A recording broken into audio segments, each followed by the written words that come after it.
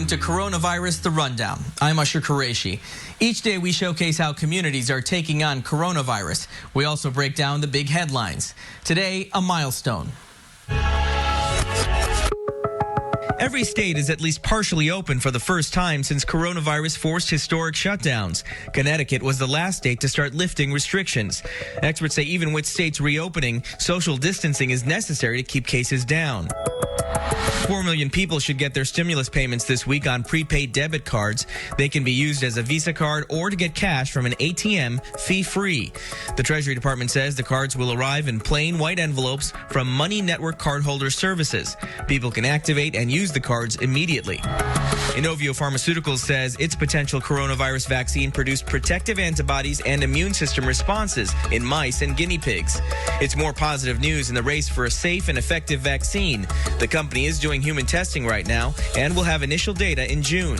Inovio says so far people aren't having major side effects. A therapy dog isn't letting coronavirus pause her mission to help others. Lainey, the golden retriever, and her owner are taking their visits virtual. Alexa Liaco looks at the free sessions helping children, veterans, and families cope with COVID-19. Lainey the golden retriever is used to being loved on. This therapy dog is part of the Pause for Patients program at the Osborne Head and Neck Foundation in Los Angeles. Patients need some sort of distraction or they're feeling a lot of pain, so Lainey is a great way to distract them. She was getting ready to visit sick patients around the world. We had to kind of put a hold on that. So Lainey's owner, Amy, brought the world inside their home. Hi, Lainey. Hi, Lainey. Lainey, you have a big tongue. And instead of putting a pause on the Pause for Patients program, we decided to offer it virtually. There are people who need, a smile in their day. It's not just patients Lainey visits.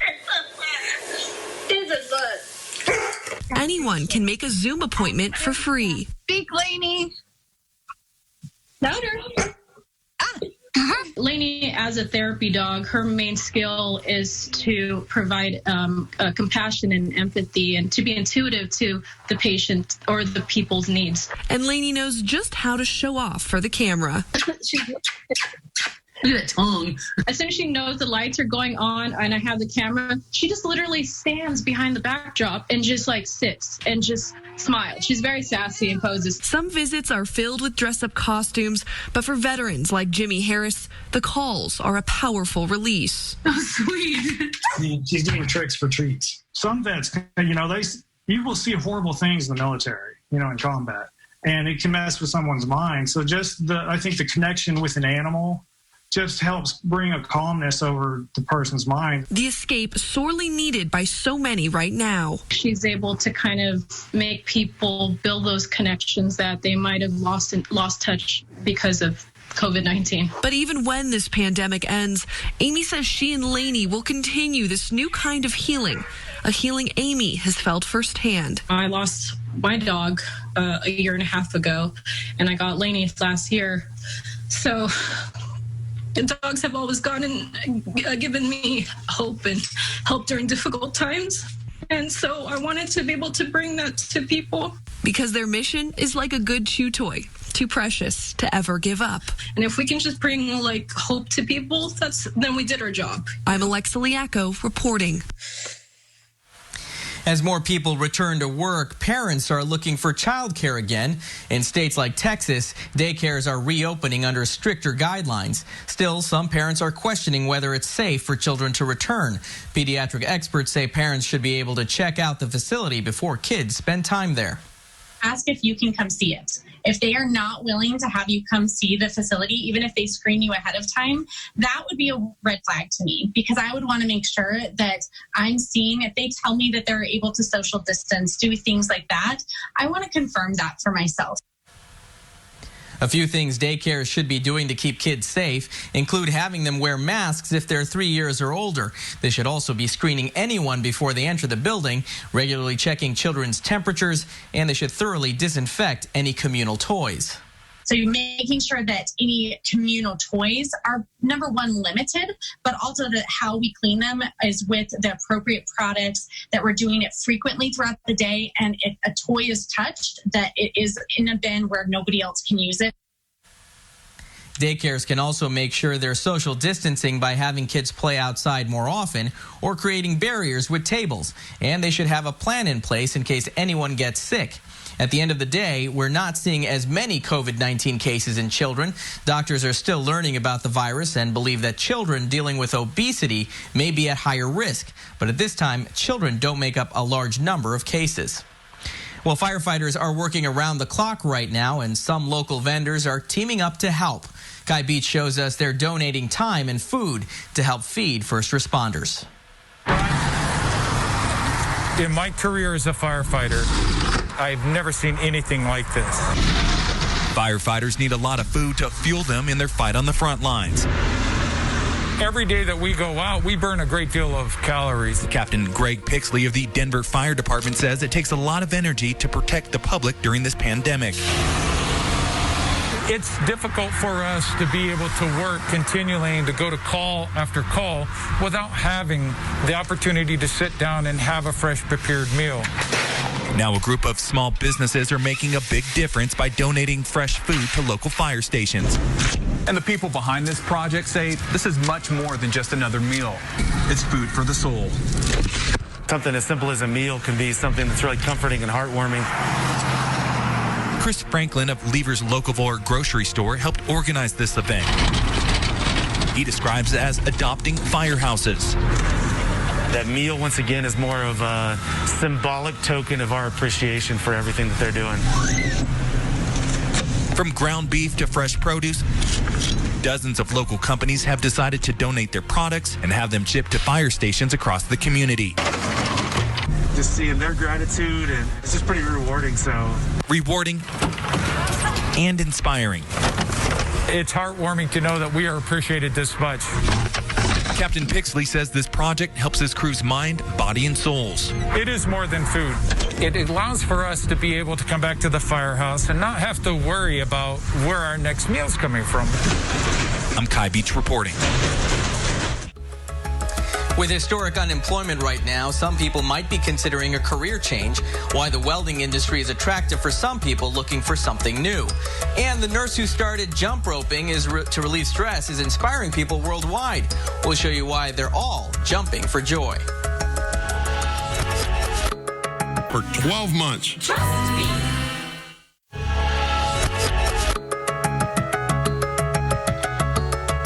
As we talk about the people who have lost their jobs, we also want to talk about industries that are hiring.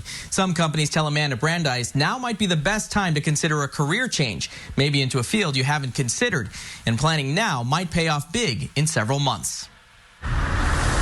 Yeah, it's nice to be back, but it's just a strange sight to see with no one here. The only thing certain in our lives right now is change. It's like a ghost town. A few months ago, Charlotte Knight was on the San Diego campus learning how to weld. Yeah, so just materials, things we can use to work on if we need certain... She's familiar with change. Knight graduated college with plans to become a high school teacher, but that future seemed uncertain.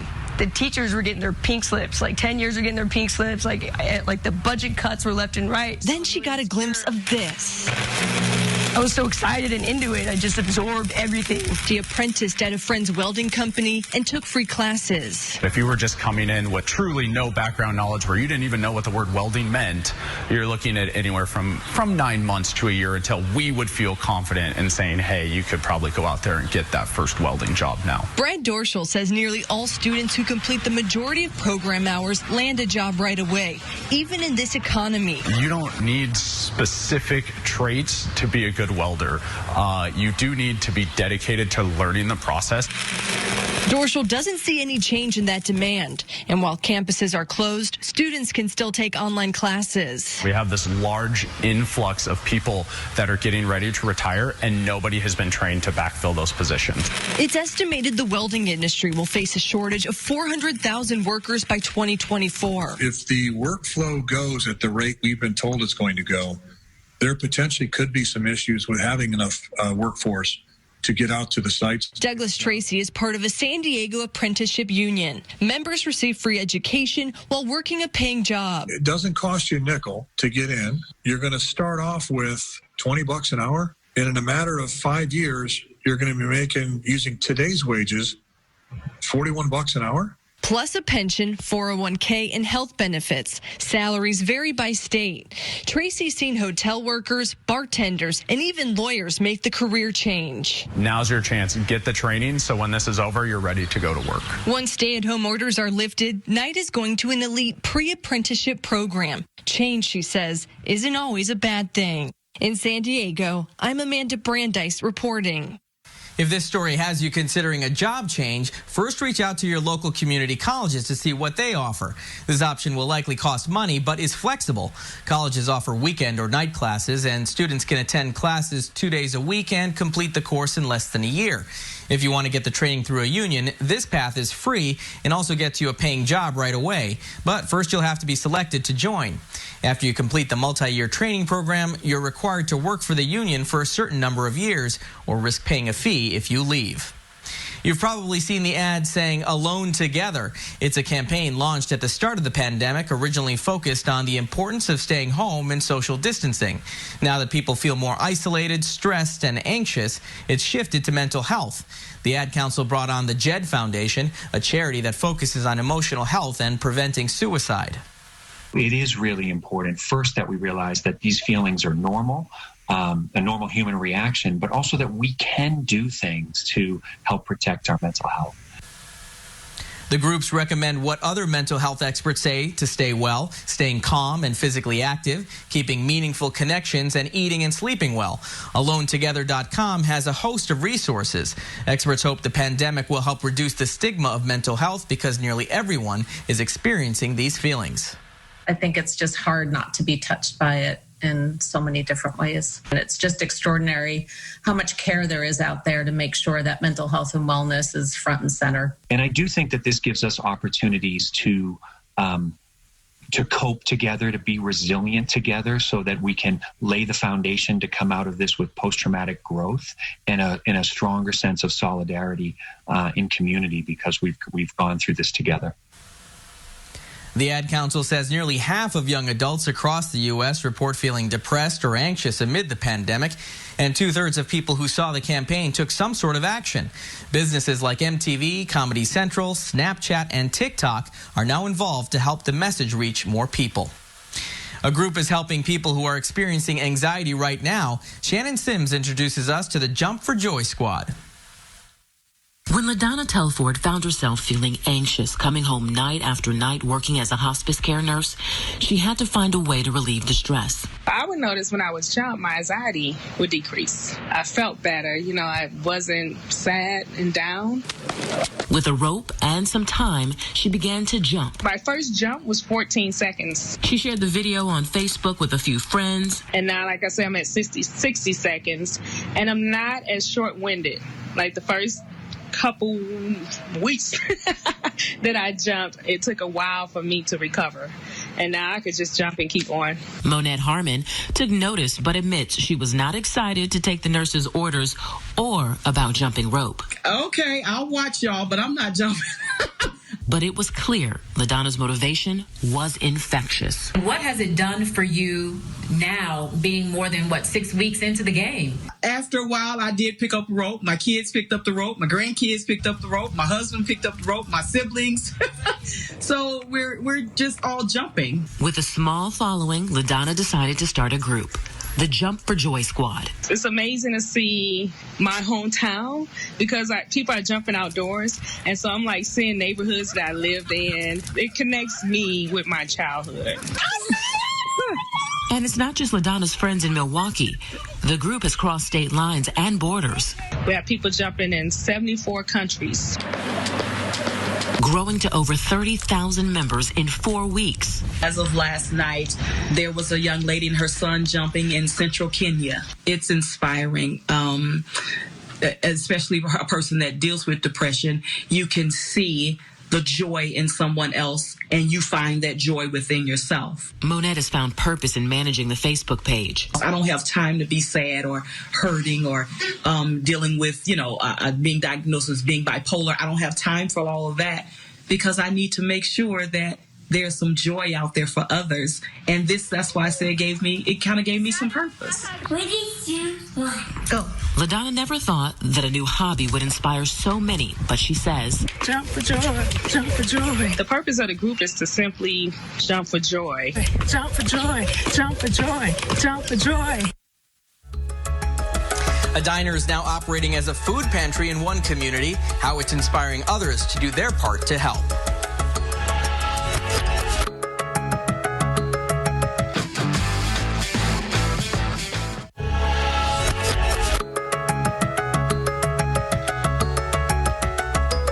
Welcome back. Food banks across the country are seeing a surge in people coming to them for help. In one community, a food pantry is springing up in an unusual spot. But as Maya Rodriguez shows us, they've inspired others to help. For nearly 75 years, locals looking to grab a bite turn to the 29 Diner. Here, I came with my dad when I was 4 years old to get a chocolate milkshake. John Wood now owns the Fairfax, Virginia Diner, still a go-to spot for many. 29 Diner has always been like a nice, close-knit place where the community can sort of get together. But now it's become something else for the community, a beacon of hope during a dark time. We began cooking hot meals that were free to all of our at-risk youth. That was more than 2 months ago. From there blossomed the 29 Diners Community First Initiative, a nonprofit community pantry now feeding local families in need. Folks can come in, get non-perishable foods, things for the refrigerator, household items, healthcare items for free 7 days a week here at the diner. But they decided to do more, cooking more than 400 meals a day for local first responders and medical personnel as well. They've prepared nearly 20,000 meals so far. As those programs began to grow, we were able to feed a lot more. But John Wood's work is also inspiring others in the community to pitch in. I love the work he's doing. Like Fairfax High student Ashray Manchanda, who is pitching in by 3D printing hundreds of face masks for local medical personnel, which they can pick up at the diner for free. That way, they're able to continue donating food to people in need, and I'm able to continue getting medical equipment to those people in need. It's a change of purpose for the diner. Business here is down 80% since the pandemic began. Despite that, John Wood calls it a blessing to be able to do what they're doing and keep employees working with donations, making it all possible. We just do what's right, make the decisions that'll better our community, help our community in need. And then that makes our community cheer that much louder for us. In the hopes that paying it forward eventually pays off. In Fairfax, Virginia, I'm Maya Rodriguez reporting. The Giving Bus, helping people in need. The surprise trips one group is making to give out new stuff for free. RTV6 is working for you.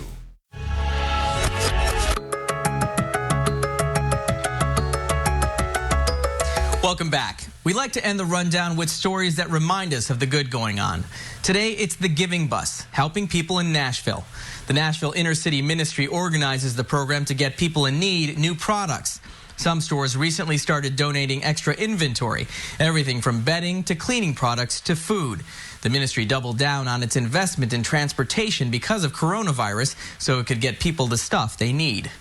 We have a lot of parents who are at home or out of work, maybe recently out of work, and they have their children at home. They're trying to take care of them. It becomes a great blessing for a lot of people, and it makes sure that we don't have the waste. They can actually go into the hands of the people most in need. The ministry says it has visited 3 inner city communities in just 4 weeks. It doesn't reveal where it's going next, so it can surprise communities. Well, that's all the time we have today for Coronavirus, The Rundown. We'll see you next time. I'm Usher Qureshi. Thanks for joining us.